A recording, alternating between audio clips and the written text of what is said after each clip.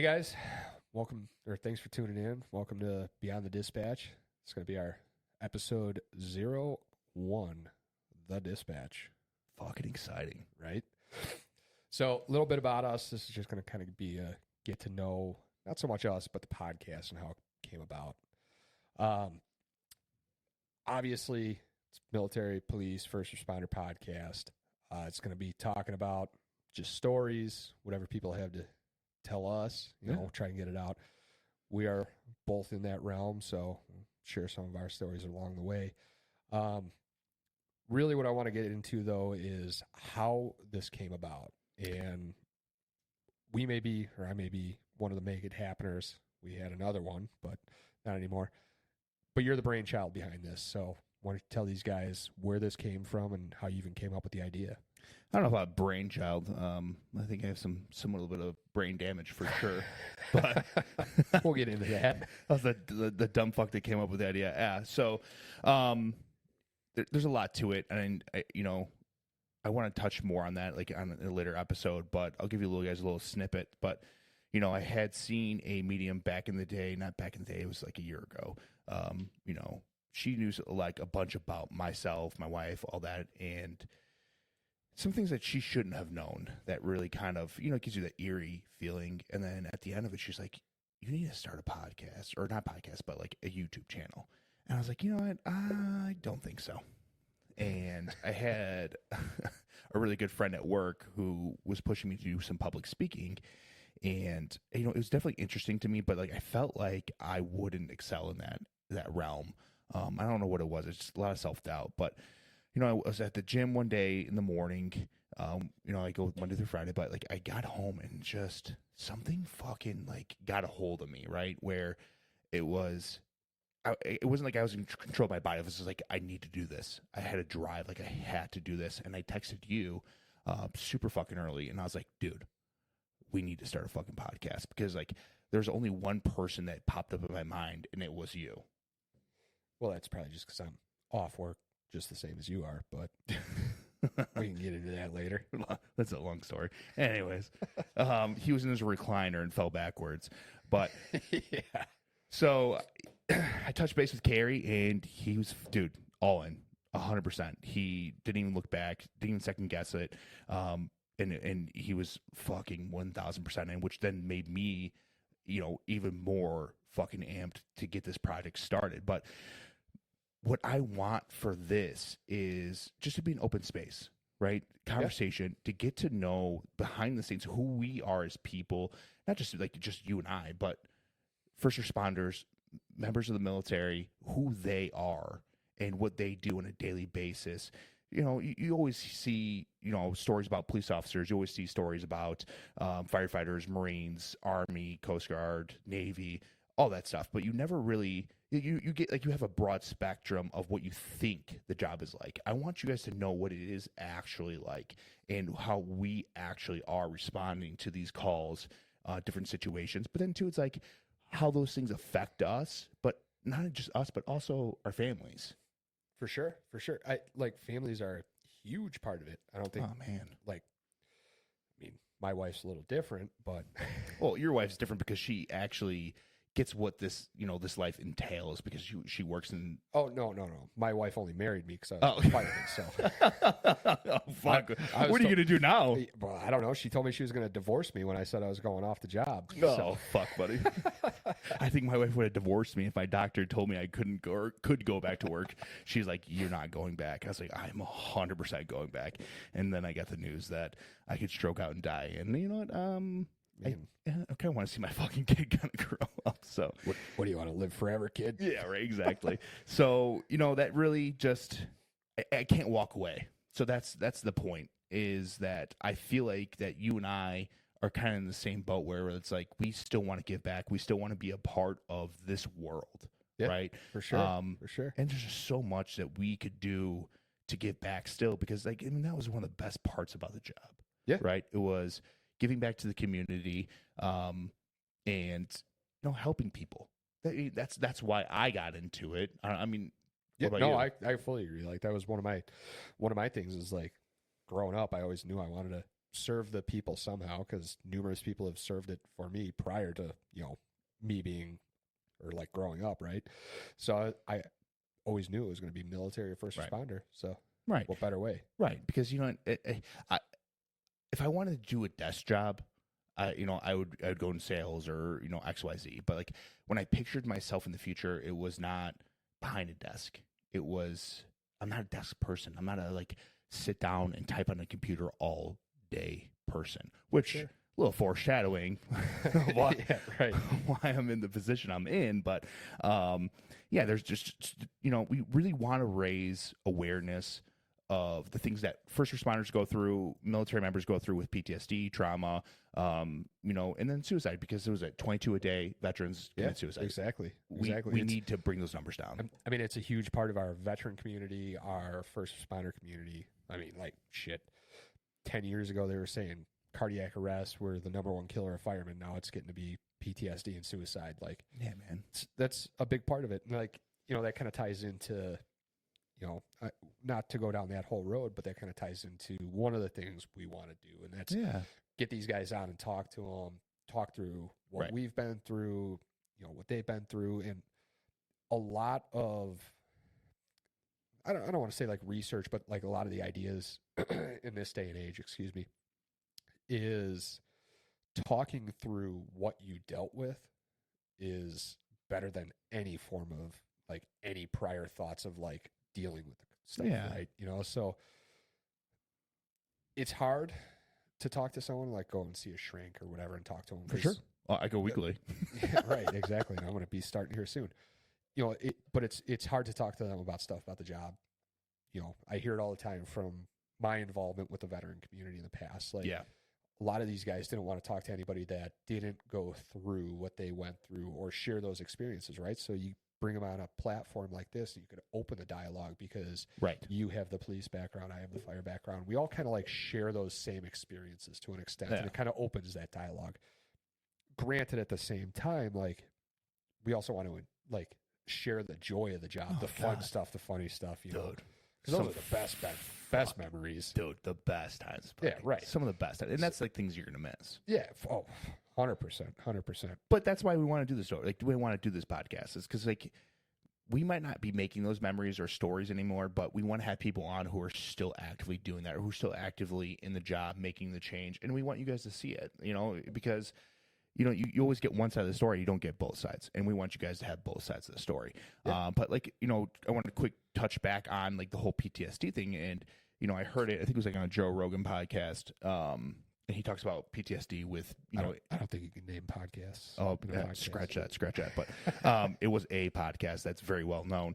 Anyways, he talks about PTSD and military members. And, I'm not trying to discredit or anything about any individuals who were in combat zones, and yes, 100% have PTSD, but it's like, I feel like cops get such a bad rap where, or even firefighters do, or even the fire service in general, but like, no, everybody loves us. Yeah. Fuck you. Anyways. God damn, you got me with that one.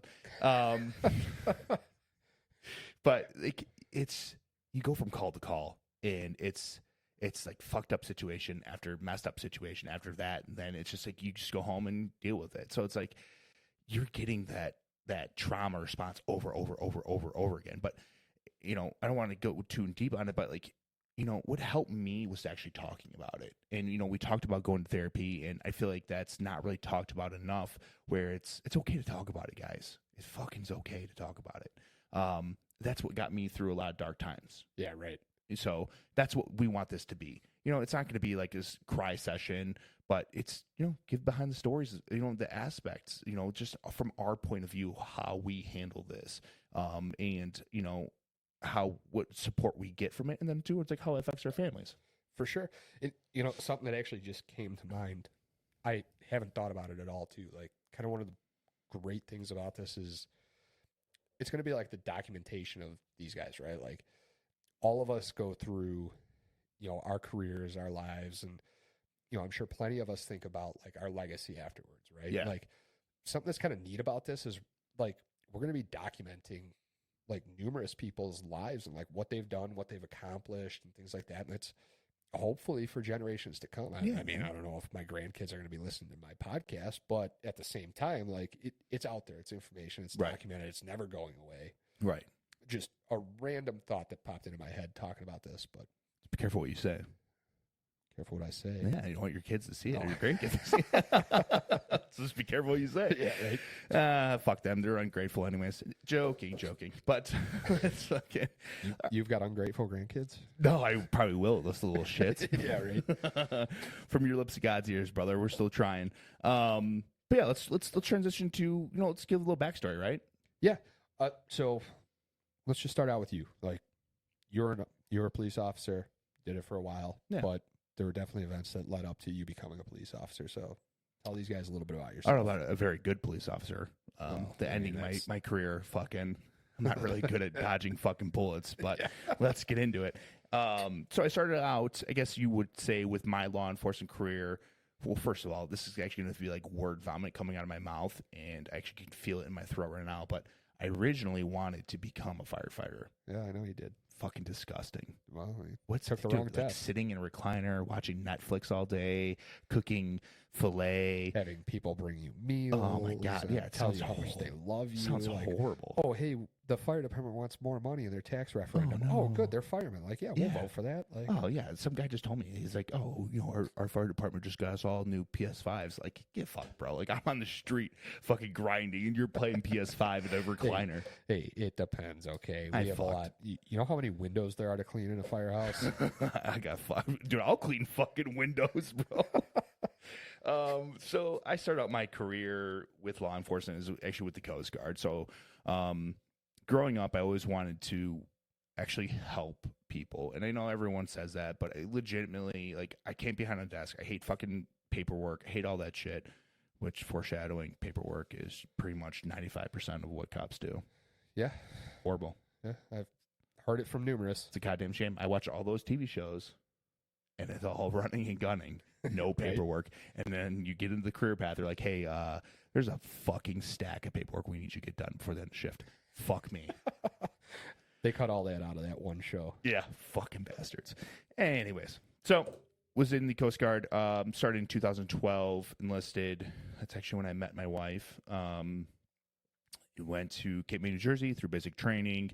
Got stationed in Charleston, South Carolina, where we did drug interdiction in the Caribbean. Fucking great time. I bet. We have to show you guys some of these pictures. I got some pictures of me on a fucking throne of cocaine. I remember you sending me Scarface, those photos. baby. That was so long in ago. real life. Let's go. Disclaimer: we've known each other since kindergarten. Yeah, grew up houses away. So, for sure. Yeah, great fucking time.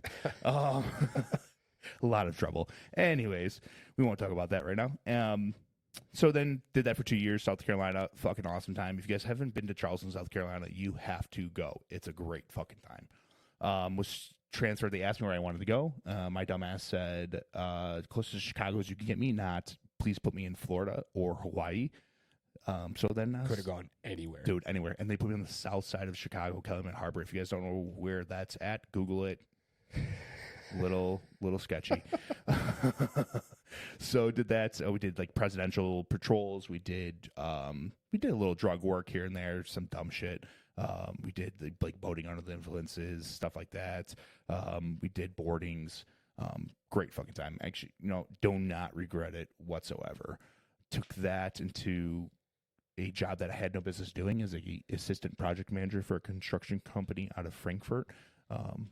I thought I excelled at that. I think I was just super squared away. And they're like, yeah, this guy can be organized. So did that. And then until I got the call from my current police department and got hired on in 2017. Went to the police academy, went to the street, FTO. Great stories great stories about that we'll talk about at a later date and time. Actually, you have a guest that I want to have on who can tell you all about that. Oh, perfect. Oh, embarrassing as fuck.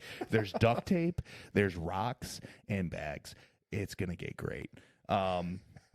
Sounds like a typical Saturday night for you. Talk about let me paint you a picture. You're walking into the ER with bags of rocks in your pocket, and you have to explain to everybody who's staring at you why you have evidence bags of rocks in your pocket or a gun taped to your hand. A non-gun, it's a fake gun. Great story. Foreshadowing. Yeah. Anyways, did that. I actually got into the SWAT team, I think, around December of 19 or 2020, right around there. Got on the SWAT team, Will County SWAT team, bunch of solid guys there. Probably one of the best experiences of my life. Then got hired on, or not hired on, but I got the position for the school resource officer position / detective, which I was very interested in at the time. And then did that for like 6 months until the full-time spot opened up, and then I just went full-time detective. And that brings me back to hating being behind a desk, doing paper, typing. Like you're doing now. But I'm doing fucking right now. So I did that for a few years, and the tax spot opened up, which is like drugs, guns, gangs. Like it's like, a go-getter's position. And I thought to myself, long and hard, my buddy came up to me. He's like, dude, he was the other TAC officer. The spot opened up, and he said to me jokingly, like, you should do this. And I'm like, maybe I need to fucking do this. So you did it. And I fucking did it. So I put in for it like an idiot. And I kind of I fucking loved it, dude. I fell head over heels for it. We did a couple months. You did it. Yeah, for a couple months. We were literally running, gunning, getting drugs, all that stuff off the street. And I was hooked and got the position. And then I got shot in the face fucking a few weeks later. And here we are today behind a fucking desk again. Yeah. Well, full circle. Full fucking circle, buddy. So enough about the boring police field. How about the fire service, Carrie? Why did you want to become the fucking armchair captain of the fire service? Well, first off, didn't want people to hate me. So I actually got a call from your police department before I remember full-time. Yeah. And I had to think about it long and hard, and I said, no. I love donuts, but not that much. You like those salty donuts, do you? Yeah. So I got into the fire service. I mean, really, I started in the medical side of things, the emergency medical side. Right. I always knew it was something I wanted to do. I should say I always knew I wanted to serve somehow the people. Mm-hmm. It was going to be military, first responder, one of those routes. I chose first responder, and I kind of have like not like a family lineage of it, but my grandfather, he was a Chicago fireman, heard the stories that he had to tell all the time. And I was like, man, that sounds just like an awesome time. First of all, can we talk about just like a quick 1 second conversation about like how legitimate like old school firefighters were? I've heard stories where like these dudes were going in with cigars in their mouth, no fucking apparatus for air. We don't need fucking air. Yeah. And I remember this guy telling me I think it was his dad was like an old school guy. Anytime there's a fire, he was going with a stogie in his mouth. And so this young rookie came up to him and was like, why do I have to wear this air mask? Why do I have to wear it? And he goes, if you can get across this side of the room that's covered in smoke to the other side of the room that's covered in smoke, and you don't fucking die, you don't have to wear a mask. Dude, like took 2 steps, dropped to the ground, and they had to drag him out. Sorry to interrupt, but I had to tell that story. Yeah, no, well, I mean, that's shit when my grandpa was in. Like, that was the mentality. You had your rubber coat, your rubber boots, and that was it, man. No other protective gear. But it was also different fires and different time. Right. Was that actually fire retardant at the time? Rubber? No, it was just rubber. To keep the water off you. But you also we're not going to go into those details. Anyways. I could talk at length about that. Right. So, yeah, like hearing stories that he had to tell and everything, it really got me amped for the fire service. So I became an EMT. I was 21 years old, so whatever year that was. Worked at a private ambulance, got my medic, did all that. Absolutely hated working for a private ambulance. So I called up my buddy that was building homes. He was a foreman, and I said, hey, you got a job for me. Hired me on. I quit my job, went over that way the next week. Did that for a number of years, never really gave up that goal. Kept testing, trying to get in. It was super competitive at the time. Oh, dude, back then tests were ridiculous. Oh, yeah. Like, you'd end up number 5 on a test and never get a call to get hired. Right. Like, yeah, I remember walking into a test, and there's like 80 applicants, right, ready to test, and they're like, oh, dude, we're not planning on taking anyone in 2 years. And you're like, the hell did I just give you my money for? Like, what am I doing here? Oh, dude, police-wise, it was like, you can walk in, there's like 500 applicants, and they're like, we're taking one person. You're like, what the right, fuck? like, I'm never getting hired. Yeah, you Sorry. see that like chief walk up and like Yeah. give that intro, and you're like, oh, Fuck. like half the room empties out. Uh-huh. So I ended up putting myself through the academy. Like I got to make myself somewhat competitive for this job. I remember So that. saved up, did that, graduated, ended up getting hired on just by happenstance for a little part-time department. Worked there for a year. Absolutely loved it. Not even half a square mile was the size of our district. Yeah. But it was phenomenal. And it's always those those departments that like fucking hook you, dude. Oh yeah. And you wish there was a full-time department, because I guarantee you would have took a pay cut just to work at that department. Oh, 100%. I mean, granted, it was only part-time, but Right. yeah, like that was what I loved about it. It was a bunch of Southside fire guys that had long lineage and, CFD in that area. And like, it was like, I hate to say this, but it was like that old school fire mentality, like the real fireman, everybody worked a side job doing something. Electrician. Yeah. One of the guys was in the elevator operator union on the side, right? Like, so it was an absolute blast. Did that for a year, learned a ton from those guys. And I ended up getting hired on full-time in 2019. That was with Lombard, and fell right in. Fell in love with the place. Like, still had a lot of that old school mentality. Yeah. I worked there for 3 years, and then I hurt my back, man. Like, ended up having 2 surgeries afterwards. Been going on 2 years now, and there's just not going back. So Yeah. I remember that. Actually, I remember I was in patrol at the time, and then you put me down as a reference, and I was a lieutenant or whatever fucking plungers on their fucking collar that was called me. And he goes, "What can you tell me about Kerry?" I'm like, "You be making a mistake if you don't hire this kid. He's like, this is his passion. Very well-rounded guy, hard worker, extremely bright." I remember actually sitting in my patrol car. I think I was in Zone 2 at the time, just north of Normantown Road. I remember exact neighborhood I was at when they called me for you. Shit. Yep. Well, Romeoville never called me for a reference. So see where I was at on your reference sheet. Just look at that. All brain damage at all, dude. I still fucking what the fuck. Right. I know some things, like the random fucking things, but like still kept that memory. Yeah, I can't remember what I had for fucking breakfast yesterday, or after my shooting. I remember one of my good friends came to visit me in the hospital. No clue he came. No clue. I felt like a fucking asshole, dude.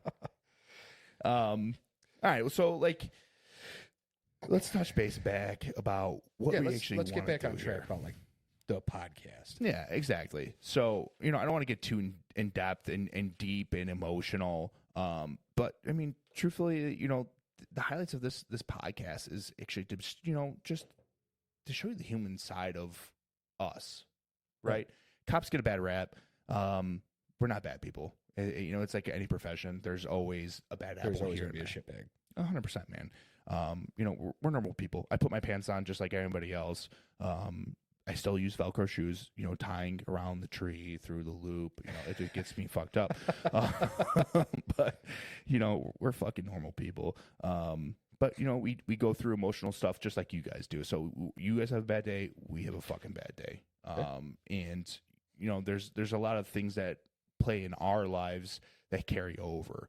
And mental health is definitely one of the big things that I care very much about. I won't dive too deep into it, but I do want to touch on it because it's definitely a big portion of this podcast. Because I told Carrie this, you tell people you're starting a podcast, and a lot of people are like, oh, whatever, who cares? But that's their opinion. That's fine, and I get it. But if I can help one person, if we can help one person. Dude, all the money we spent, all the time we spent, all the stress over this fucking podcast we've done would be worth it.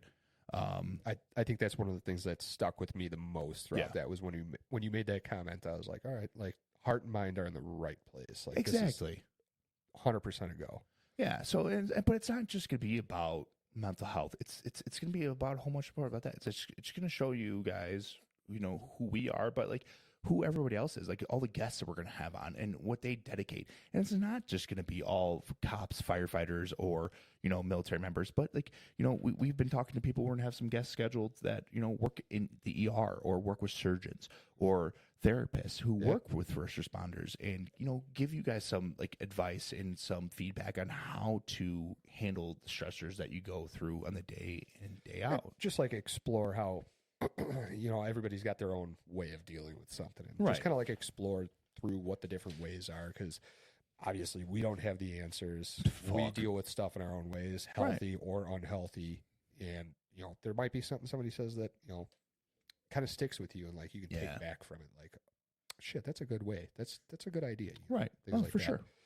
Like, because I have things that help me, but I'm not perfect. No one's fucking perfect. Actually, I wish I was, but I'm not. But, that's why I go to therapy once a week. And I'm not ashamed to talk about it because, there's that old school mentality of like, don't talk about your traumas. Don't talk about this. Don't talk about that. But that's not the right way to do it. Like, you can't go through life bearing and bearing and bearing, because it just, it makes everyone else around you miserable, and that's not for sure, what we want. for sure. I mean, just kind of like touch on history a little bit. Guys through the First World War, Second World War, Korea, and things like that. They grew up in that mentality, Right. And like one of the things that's not talked about is like the home life for those guys after they Right. came back. Like the amount of alcohol problems, Right. suicide isn't really talked about, but like it was a little bit of an issue. There's Yeah. plenty of guys that like disappeared. Nobody ever knew what happened to Exactly. them, and like it's just not a super healthy way. You compartmentalize that. You can only compartmentalize so much before you lose a part of yourself, and 100%. maybe you're down a bad road. Yeah, 100%. But then that bad road affects everybody else too around you. Oh, for sure. And that's, kind of one of the other points we wanted to talk about like throughout this podcast is the effect on our families and, what it's like being married to a first responder and Yeah. Oh God. how much it actually affects them. Cause like I didn't think about my family like when I was just doing the job. Like I'm sure you didn't think much about them when you were doing the job until you had an incident that caused you to think about it. Oh man, I mean that's probably one of the hardest things I've ever had to do was actually file for medical retirement. It was a hard time for me. It fucked with me and it put me into a dark space. But then I look back and I picture what it would be like to see your son or child or husband in the position that they saw me after I got shot back in May of 2023.